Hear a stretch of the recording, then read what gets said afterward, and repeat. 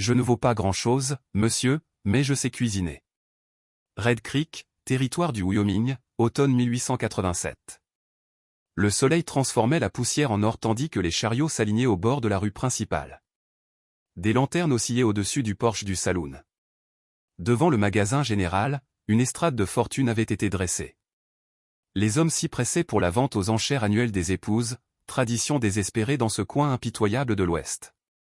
Les femmes formaient une file. Certaines serraient un petit baluchon, d'autres portaient une dentelle empruntée. Veuves, immigrantes, orphelines, beaucoup n'avaient plus nulle part où aller. Elles attendaient, le cœur battant, tandis que leur avenir se jouait à coups d'enchères. Tout au fond de la foule se tenait Ronan Holt, grand, buriné, ses bottes épaisses de la poussière de son ranch loin de la ville. Ses 4 enfants se tenaient tout près de lui. Noah, 13 ans, déjà grave. Ben, vif et nerveux. Emma, serrant une poupée de chiffon faite maison, et la petite Lily qui suçait son pouce. Il regardait une nouvelle femme monter sur l'estrade. Jeune, joues roses, cheveux bouclés, un petit sac à la main. Les enchères fusèrent. En moins d'une minute, elle fut emportée. L'encanteur essuya son front avec un mouchoir rouge et fit signe à la suivante. Ce fut le tour de Celia Hartwell. Elle avança dans une robe fanée trop grande, manches retroussées jusqu'au coude. Ses cheveux étaient soigneusement attachés, mais quelques mèches rebelles s'étaient échappées dans la chaleur. Elle ne tenait qu'un petit papier plié. Le silence tomba, pas d'intérêt, mais de rejet. Personne ne bougea. Elle baissa les yeux sur ses bottes usées. Sa voix s'était tue depuis longtemps à force de crier par-dessus la vapeur des trains et le bruit des casseroles. Elle avait traversé le pays dans des wagons de marchandises, marché 2 jours depuis la dernière gare. C'était sa dernière chance. L'encanteur tout sauta, gêné. Voici Miss Celia Hartwell. Pas de dot, pas de famille. Sa lettre dit, Je ne vaux pas grand-chose, monsieur, mais je sais cuisiner et je ne baisse jamais les bras. Quelques rires étouffés. Un homme murmura, elle s'envolerait au premier coup de vent. L'encanteur leva mollement la main. Qui dit $20 ? Silence. Dit. Un raclement de gorge. 5. Il abaissa le bras. Eh bien. Je la prends. La voix venait du fond. Profonde, calme, assez basse pour faire taire la foule. Les têtes se tournèrent. Ronan Holt s'avança, ses larges épaules fendant la foule comme l'eau. L'encanteur cligna des yeux. Monsieur, j'ai dit, je la prends. Il regarda Celia, puis ajouta. Elle ne vaut rien pour eux, mais elle peut être un espoir pour nous. Celia leva les yeux. Pendant un instant suspendu, leurs regards se croisèrent. Elle n'y vit pas de pitié, seulement quelque chose de solide, d'usé par les éléments, mais pas dur. J'ai 4 bouches à nourrir et personne pour réchauffer la maison, continua Ronan. Cette lettre dit qu'elle sait cuisiner et qu'elle ne lâche rien. Ça me suffit. Il paya rubis sur l'ongle, sans marchander. Puis il se tourna vers ses enfants qui regardaient Celia avec une curiosité ouverte. Lily chuchota, elle vient avec nous ? Ben donna un coup de coude à Noah, elle est un peu bizarre à voir. Emma pencha la tête, moi je la trouve jolie. Celia descendit de l'estrade. Ses mains tremblaient légèrement tandis qu'elle s'approchait de la famille, les yeux baissés. Merci, murmura-t-elle. Ronan ne répondit rien. Il hocha lentement la tête et désigna le chariot. Derrière eux, la foule se dispersa, certains secouant la tête, d'autres chuchotant. Mais Celia, pour la première fois depuis des mois, sentit ses pieds posés sur une terre ferme. Elle avait été choisie. Et même si elle ignorait ce qui l'attendait, quelque chose dans la voix de cet homme sonnait moins comme de la charité que comme un commencement. Le chariot grinçait et cahotait sur le chemin défoncé, laissant Red Creek derrière eux tandis que le soleil déclinait. Celia était perchée sur le banc de bois, les mains serrées sur ses genoux. À côté d'elle, 4 paires d'yeux l'observaient, sans méchanceté mais avec prudence. Le trajet fut silencieux. La poussière montait en volutes dorées. Les oiseaux filaient au-dessus des champs.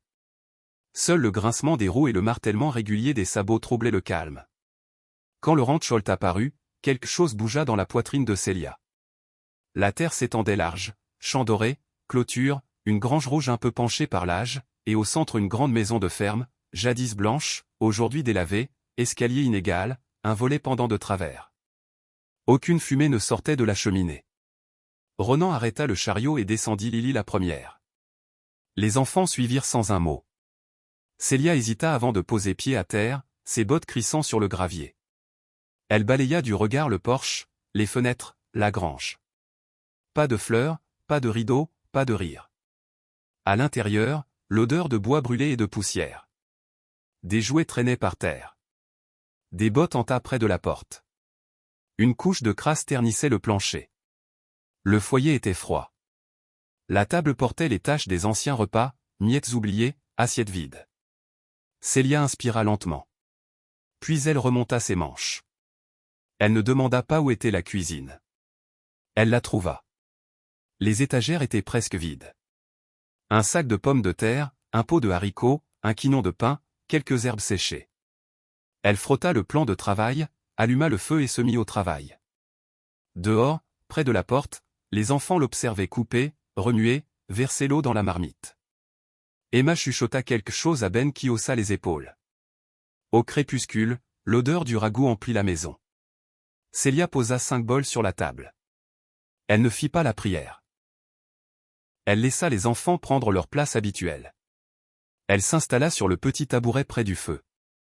Ronan les rejoignit, bras croisés, regardant la marmite. Il ne dit rien, observa. Noah goûta le premier. Puis Ben, puis Emma. Lily regarda son bol, leva sa cuillère avec précaution et goûta. Elle cligna des yeux. Ça a le goût de quand maman était là, dit-elle, aussi bas que le crépitement du bois. Tout le monde se figea. Noah baissa les yeux sur son bol. Emma avança légèrement le sien. Ben cessa de mâcher. La main de Ronan s'arrêta à mi-chemin de sa bouche. Célia retint son souffle. « Je suis désolée, murmura-t-elle en joignant les mains sur ses genoux. Je ne voulais remplacer personne. Ronan leva les yeux. Son visage resta un instant indéchiffrable. Puis sa voix, basse et calme, emplit l'espace. Je ne cherche pas quelqu'un pour la remplacer. J'ai juste besoin de quelqu'un qui veuille rester. La pièce sembla expirer. Emma tendit la main et effleura celle de Célia. Célia esquissa un sourire. Le feu craqua. Dehors, le soleil avait disparu derrière les collines, peignant les champs d'indigo profonds. Pour la première fois, la maison parut moins vide. La vie au Rancholt prit doucement forme. Chaque matin, Célia se levait avant l'aube. Elle allumait le feu, faisait bouillir l'eau, préparait le petit déjeuner. Bouillie simple, parfois pommes de terre sautées, rarement des œufs. Les enfants descendaient les yeux encore lourds de sommeil, peu bavards, mais ils finissaient leur assiette.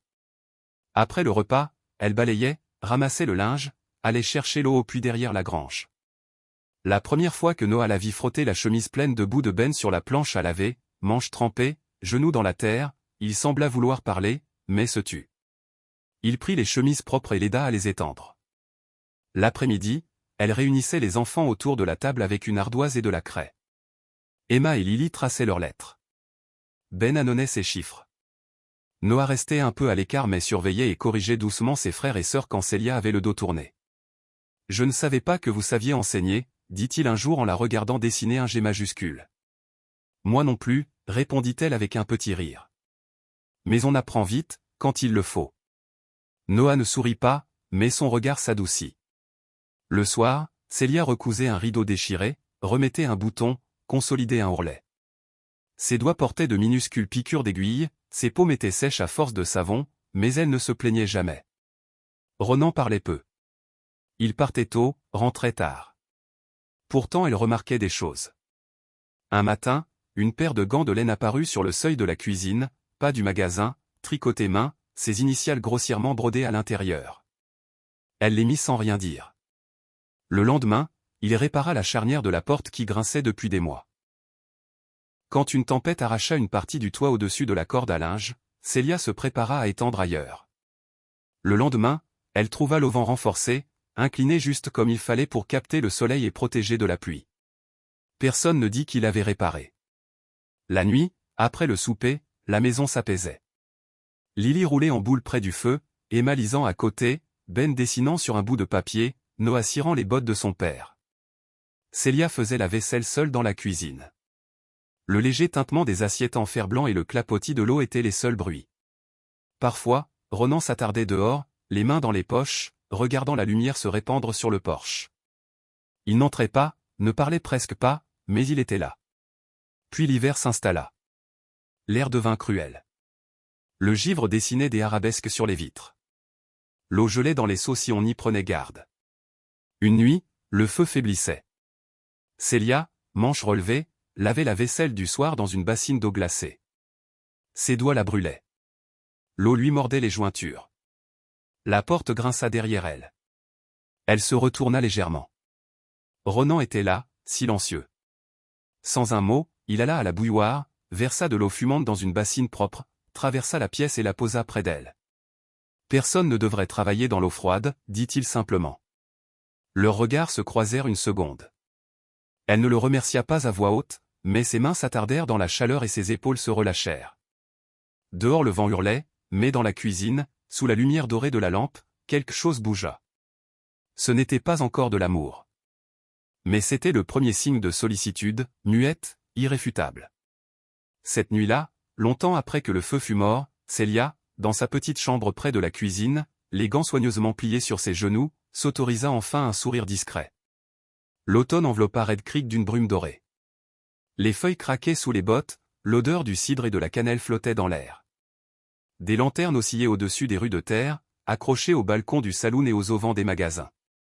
Des musiciens accordaient leurs banjos devant le barbier, des rires montaient du stand de tarte jusqu'au labyrinthe de bottes de foin.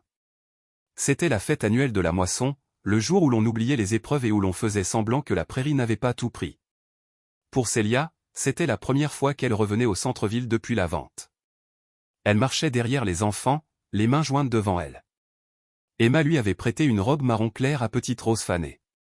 Trop large aux épaules, mais Célia avait fait quelques points invisibles pour qu'elle tombe bien. Elle s'était lavé les cheveux et tressé une natte sage dans le dos. Pas de bijoux, pas de gants, juste propre et discrète. Elle essayait de regarder les pavés, mais les murmures la rattrapaient. La voilà.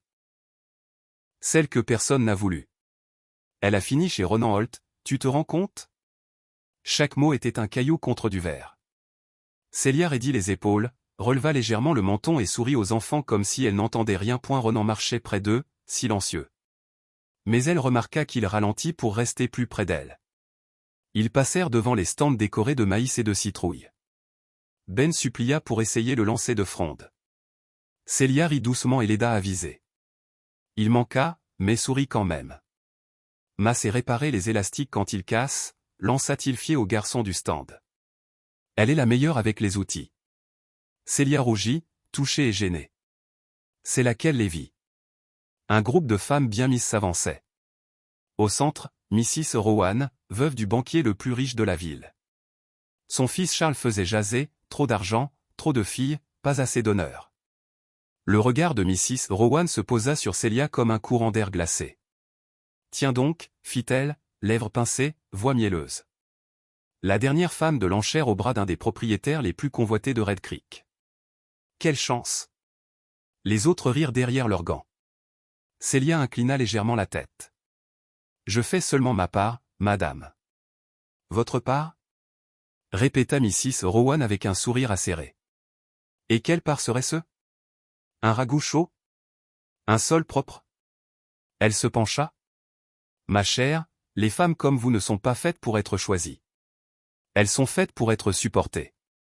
Les joues de Célia flambèrent. Elle baissa les yeux, serra si fort sa jupe que ses mains cessèrent de trembler. Emma glissa sa main dans la sienne. Noah, rouge de colère, fit un demi-pas en avant. Célia croisa son regard et secoua imperceptiblement la tête pour le calmer.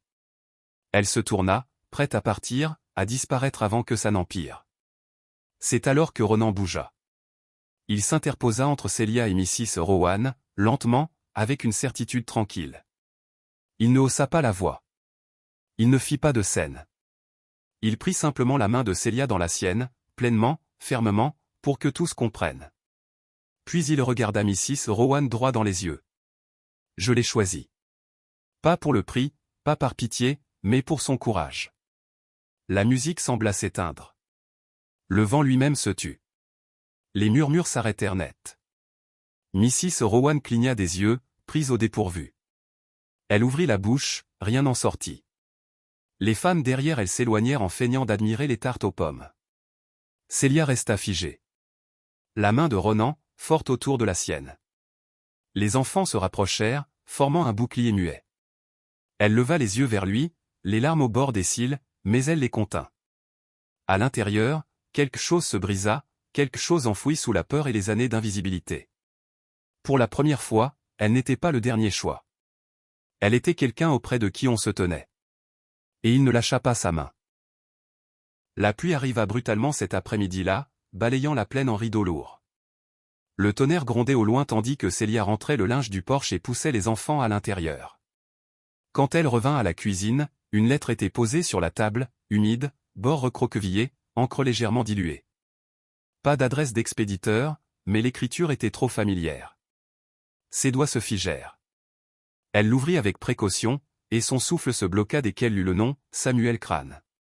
Tu croyais pouvoir t'enfuir, mais je retrouve toujours ce qui m'appartient. Je sais où tu es maintenant, Célia, et je viens te chercher. Son cœur battait plus fort que l'orage. Elle plia la lettre 2 fois, puis encore, les mains tremblantes. La cuisine vacilla à la périphérie de sa vision. Samuel. L'homme qui l'avait employé à l'Est, qui la traitait moins comme une domestique que comme une possession, qui la suivait de place en place, murmurant des promesses que personne d'autre n'entendait et des menaces que personne ne croyait. Elle était partie dans l'ombre, avait changé de nom au moins une fois, avait traversé l'Ouest avec une prière et sa dignité. Et maintenant il l'avait retrouvée. Elle cacha la lettre tout au fond du placard, sous le sac de farine, la poitrine oppressée. Elle n'en parla à personne. Ni à Ronan, ni aux enfants. Elle ne pouvait pas apporter ces ténèbres chez eux. Elle venait à peine de gagner leur confiance, à peine sa place. Et s'il la renvoyait? S'il pensait qu'elle amenait le danger? Alors elle se tut. Mais la peur a une odeur, et elle reste. 3 jours passèrent. Le 4e, le soleil revint. Le ciel était bleu et Red Creek bruissait de l'animation du marché. Célia emmena Emma et Lily acheter carottes et farine. Elle sourit poliment aux vendeurs, salua d'un signe de tête les visages connus. Elle commençait presque à se détendre quand une main lui saisit le poignet. La poigne était brutale. Samuel Crane. À quelques centimètres, manteau trempé de voyage, visage émacié mes yeux fous, haleine de whisky. Célia, siffla Théil. Tu croyais que je ne viendrais pas? Lâchez-moi, dit-elle sèchement en essayant de se dégager. Tu penses pouvoir disparaître? Tu m'appartiens. Vous n'êtes pas mon mari. Cria-t-elle en tirant plus fort. Tu me l'avais promis, cracha Théil. Tu avais dit oui. J'avais peur. Rétorqua Théil. J'ai dit oui parce que vous ne me laissiez pas dire non. Les gens autour commencèrent à se retourner, les voix baissèrent. Le vendeur recula. Le visage de Samuel s'assombrit. Tu es ma fiancée. Tu me dois tout. Une autre main intervint alors. Calme, ferme. Ronan. Sans élever la voix, il détacha les doigts de Samuel du bras de Célia et la tira doucement derrière lui. Sa posture était tranquille mais inébranlable. Elle ne vous appartient pas, dit Ronan. Samuel cligna des yeux, déstabilisé. Et vous êtes qui, son gardien? Je suis l'homme auprès de qui elle se tient. Et elle ne se tiendra jamais auprès de vous. Samuel ricana. Elle vous ment. Elle s'est enfuie, elle m'a volé? Peu m'importe votre histoire. Vous ne la toucherez plus. Vous ne lui parlerez plus. Et vous quitterez cette ville. Un murmure parcourut la place du marché. Les clients s'arrêtèrent, sacs de pommes de terre ou bobines de fil en main. L'adjoint du shérif, posté près du magasin, posa la main sur sa ceinture. Samuel déglutit. Je reviendrai, gronda Théil. Vous ne pourrez pas la cacher éternellement. Essayez, et vous aurez affaire à moi. Samuel tourna les talons et s'éloigna à grands pas, manteau claquant comme une menace. La tension retomba lentement. Les gens retournèrent à leurs étals. Emma et Lily accoururent près de Célia. Elle les serra fort, malgré ses mains qui tremblaient. Elle leva les yeux vers Ronan. Il la regarda, sans exiger d'explication, sans la presser, simplement solide. Une promesse muette. Et Célia sut, avec un œuf froid au ventre, que Samuel n'avait pas fini. Mais que Ronan non plus. Les jours qui suivirent l'incident du marché furent différents. Noah gardait désormais son fusil plus près du porche. Il ne disait rien, mais son regard glissait souvent vers la route de la ville. Emma faisait des cauchemars. Elle gémissait dans son lit jusqu'à ce que Célia vienne lui tenir la main. Célia elle-même dormait à peine. Elle imaginait chaque possibilité, chaque coup à la porte, chaque ombre. Elle voulait tout dire à Ronan en la lettre, la peur qui lui rongeait la poitrine mais chaque fois les mots restaient coincés. Et si ça le faisait regretter de l'avoir choisi? Et si elle mettait ses enfants en danger? Alors elle se tut. Jusqu'à cette nuit-là et. Puis les cris. Effleura sa joue, puis son bras. Célia hurla au secours. Le shérif arriva quelques minutes plus tard, trempé, fusil en bandoulière. On trouva Samuel Crane à 1 mile du ranch, galopant dans la boue. Il avait allumé le feu. Une torche et une bouteille de whisky vide dans ses sacoches. Cette fois, les menottes claquèrent. Célia resta toute la nuit auprès de Ronan, trempée jusqu'aux os, refusant de lâcher sa main. Le feu passerait. La grange serait reconstruite. Mais ce qu'ils avaient failli perdre avec lui, Célia le croyait enfin mérité. Et cette fois elle s'était battue pour le garder. La première chose que vit Ronan en ouvrant les yeux fut la lumière du matin filtrant entre les planches de la fenêtre du grenier. La deuxième fut 4 petites silhouettes roulées en boule au pied de son lit comme des chiots. Le bras de Noah protégeait Ben. Emma tenait la main de Lily. Et à son chevet, Célia. Endormie sur une chaise, la tête posée sur le matelas, une main encore nouée à la sienne. Ses épaules montaient et descendaient doucement. Des boucles humides encadraient son visage épuisé. Son tablier était taché de suie, ses doigts noircis de cendre. Ronan bougea légèrement. Célia s'éveilla. D'abord perdue, puis submergée de soulagement. « Vous êtes réveillée. » Sa voix se brisa. Elle se redressa, essuya ses yeux d'un revers de manche. « J'ai cru. » Elle s'arrêta, sourit à travers ses lèvres tremblantes. « Vous nous avez fait peur. » Il ne parla pas. Il tendit simplement la main et remit doucement une mèche derrière son oreille. C'était la première fois qu'il la touchait ainsi. Pas comme l'homme qui avait acheté son nom à une enchère, mais comme l'homme qui la voyait, la choisissait, avait besoin d'elle. Célia cligna des yeux, incrédule. Ronan tourna la tête vers Noah qui remuait. D'un signe discret, il lui montra la vieille boîte en bois sur l'étagère. Noah se leva, la lui tendit sans un mot, les yeux brillants de compréhension. Dedans, une simple alliance en or, usée mais intacte. Elle avait appartenu à la femme de Ronan. Il l'avait gardée là 3 ans, intacte. Il la tint longuement dans sa paume, puis regarda Célia. Elle secoua doucement la tête, paniquée. « Ronan, vous n'êtes pas obligé, pas parce que je suis resté, pas par devoir ?» « C'est une vieille bague, » dit-il lentement, la voix rauque de fumée et de fièvre. « Mais la promesse est neuve. » Il referma ses doigts sur les siens. « Cette fois, je te le demande parce que je t'aime. » Les larmes coulèrent silencieusement sur les joues de Célia. Elle hocha la tête, incapable de parler, et tendit la main. Il glissa l'alliance à son doigt. Elle allait parfaitement. Elle regarda la bague, puis lui, et murmura. « Merci de m'avoir vu. » Le moment s'étira, immense et doux. Lily, frottant ses yeux, grimpa sur le lit et posa sa tête sur la poitrine de Ronan. « Ma reste pour toujours maintenant ?» demanda-t-elle d'une voix ensommeillée. Ronan chercha le regard de Célia. « Oui » répondit-il. « Pour toujours. » Les enfants se pressèrent autour d'eux, les entourant d'un câlin maladroit et plein de larmes. Personne ne dit plus rien. Ce n'était pas nécessaire. La famille Holt, brisée puis recousue dans le silence, avait retrouvé sa pièce manquante. Elle n'était pas arrivée avec la beauté, la fortune ou la certitude du confort. Elle était arrivée avec du courage, et une femme qui avait écrit un jour « Je ne vaux pas grand-chose, monsieur, mais je sais cuisiner ». Elle leur avait donné bien plus que des repas. Elle leur avait rendu leur cœur. Les saisons tournèrent. La neige fondit au printemps, le printemps explosa en été avec des champs verts, des pommiers en fleurs et des rires qui résonnaient au ranch Holt. La grange fut reconstruite, plus solide, avec des poutres épaisses et de larges portes qui ne grinçaient plus. Les clôtures furent repeintes en blanc, droites comme des soldats. Dans la maison, l'odeur de cannelle et de pain chaud flottait chaque matin. Le vieux foyer craquait chaque soir, non plus par nécessité, mais pour le plaisir. Il y avait maintenant des rideaux cousus par Célia, des dessins d'enfants scotchés au mur aux bonshommes de Lily, animaux d'Emma, chevaux imaginaires de Ben. Noah avait même sculpté une plaque au-dessus de la porte, chez les Holt.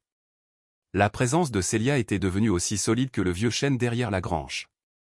Cet été-là, elle ouvrit une petite boulangerie sur la rue principale, juste un coin près du magasin général où elle vendait des biscuits, des tourtes et du pain tressé encore tiède. Au début, les gens venaient par politesse. Puis pour sa tarte pêche gingembre. Ensuite, pour elle. Il restait parler recettes, enfants, projets. Les murmures qu'il avait suivis dans la rue avaient disparu depuis longtemps. On disait désormais, cette Célia Holt fait le meilleur pain au miel de ce côté des Rocheuses. Ou simplement, c'est l'une des nôtres. Plus personne ne parlait de la vente aux enchères. Ce n'était plus nécessaire. À la maison, les enfants l'appelaient « Ma ». Pas Mademoiselle Célia, pas « la dame », juste « Ma ». Lily avait commencé sans y penser, un jour où elle s'était cognée et que Célia avait accouru. La petite avait jeté ses bras autour de sa taille et sangloté « Ma, ça va ». Les autres avaient suivi comme on respire. Célia n'avait rien demandé, mais son cœur gonflait chaque fois. Ronan ne les corrigea jamais. Un soir tranquille, après la fermeture de la boulangerie, alors que les étoiles scintillaient au-dessus de Red Creek, Ronan était assis seul sur le porche arrière. Les grillons chantaient, la lumière du porche brillait chaude derrière lui. Sur ses genoux, un journal relié de cuir, usé au coin. Il avait appartenu à sa première femme. Pour la première fois en plus de 3 ans, il l'ouvrit. Il passa les pétales séchés, les recettes écrites de sa main fine, jusqu'à une page blanche. Il prit sa plume et écrivit. « Je ne t'ai pas oublié. Je ne t'oublierai jamais. Mais quelque chose a changé ici. Quelque chose de bon. » Les enfants rient à nouveau. La maison respire à nouveau. Il y a de la lumière là où il n'y avait que la tente. Elle s'appelle Célia.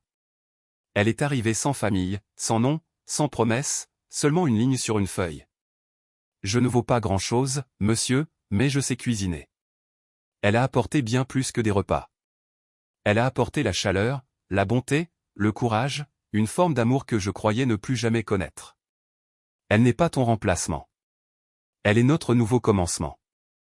Il referma le journal.